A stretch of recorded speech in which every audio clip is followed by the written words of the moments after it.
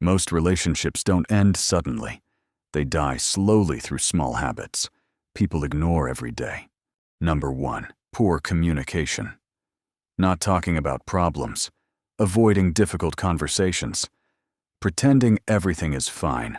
Silence creates emotional distance faster than arguments ever will. Number 2, taking each other for granted. People appreciate everything.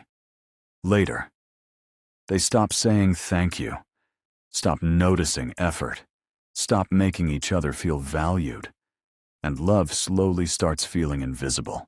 Number 3, constant criticism and comparison. Comparing your partner to other people, other relationships, or constantly making them feel like they're not enough, slowly destroys emotional safety. Why can't you be more like them? Other couples don't have these problems.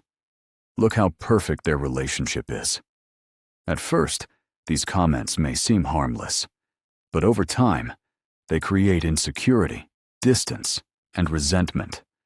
And when every conversation becomes complaints, criticism, blame, or comparison, the relationship stops feeling emotionally safe because nobody feels deeply connected to someone who constantly makes them feel inadequate.